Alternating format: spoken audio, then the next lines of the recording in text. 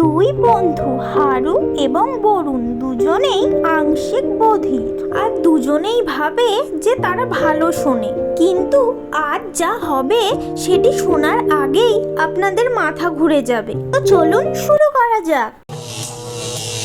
দুই বন্ধুর অনেকদিন পর দেখা, তাই দুজন খুব খুশি।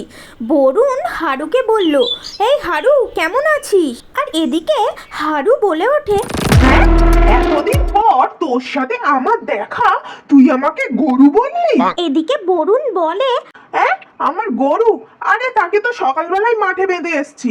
কেন, কি হয়েছে? এদিকে হারু আবার রেগে গিয়ে বলে, হ্যাঁ, তুই আমাকে হাঁদা বললি? আরে তুই নিজেই তো একটা হাঁদা ছিলিস, আমাকে দেখে দেখে ঢুকে ঢুকে পাস করতিস, এমনি তোর প্যান্টের বেল্ট খোলা থাকতো, চেন ফাটা থাকতো, আবার তুই আমাকে হাঁদা বলছিস? তোকেই তো সবাই হাঁদা বলে খেপাতো রে। বরুণ বলে ওঠে, আরে তোর সাথে আমার এতদিন পর দেখা হয়েছে, আমি তোকে এত ভালো ভালো কথা বলছি, আর তুই আমার সেই ছোটবেলার নামে আবার ডেকে রাগাচ্ছিস? হ্যাঁ, তুই আমাকে হুলো বললি আবার? তাহলে তুই কি? হ্যাঁ, তুই তো ইঁদুর, ছাগল, বাঁদর, ঘোড়া, কুত্তা, সবকিছু তুই। হারু বলে, আরে তুই এতক্ষণ আমার সাথে মজা করছিলিস, আমাকে হ্যান্ডসাম লাগছে? আরে লাগবে না কেন, ডায়েট মেনটেন করে চলি, এটা তো আগে বলবি। আরে তুইও আমার মতো হ্যান্ডসাম লাগবি, তুই একটু ভালো করে খাওয়া দাওয়া কর আর এক্সারসাইজ কর, তোকেও আমার মতো হ্যান্ডসাম লাগবে। যদিও তোর ভুঁড়িটা একটু বেড়ে গেছে, তবে যা যা বললাম সেগুলো কর, সবকিছুই ঠিক হয়ে যাবে। বরুণ, ঠিক আছে বাবা, একে অপরকে লেগ ফুল করা বন্ধ কর, করে চল চা খাই। এই, দুটো চা দাও। হারু, হ্যাঁ হ্যাঁ, আমি তো চেঁচাবই, আমি চেঁচাচ্ছি না, আমি তো চেঁচাবই।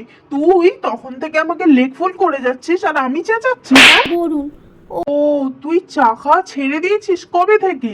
আরে একদিন খা না আমার সাথে, কিছু হবে না, খা। হারু, আরে ছাড় তো এসব ফালতু কথা, অনেকক্ষণ ধরে ফালতু কথা বলছিস।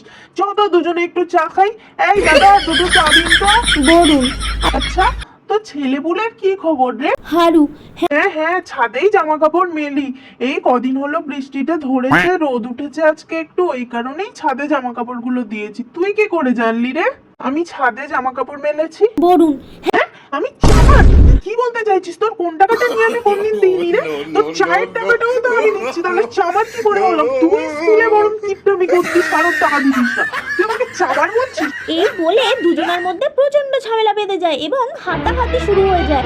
আর তখনই আসে রমা, তাদের ক্লাসমেট। সে এসে তাদের ঝামেলা থামায় এবং তাদেরকে দুটো জিনিস গিফট করে আর বলে, শোন, তোরা এই দুটো সবসময় কানে পড়ে থাকবি, তাহলে তোদের মধ্যে আর ঝামেলা হবে না। তারা প্রথমে বুঝতে পারে না এর ভিতরে কি আছে, তারপর বক্সটা খুলে দেখতে পায় সেটি কানের মেশিন, সেটা লাগালে তারা ঠিকঠাক শুনতে পাবে। তারা কানে তাড়াতাড়ি করে মেশিনটা লাগিয়ে নেয় এবং রমাকে ধন্যবাদ জানায়। হারু আর বরুণের কানে কম শোনার পিছনে দায়ী এই রমা।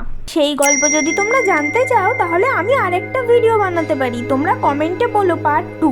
কিন্তু হারু আর বরুণ তাও সব কথা ভুলে গিয়ে আবার রমাকে সাথে নিয়ে তিনজন মিলে আবার সেই পুরনো দিনের মতো গল্প করতে থাকে আর আনন্দ মজা সব একসাথে করতে থাকে।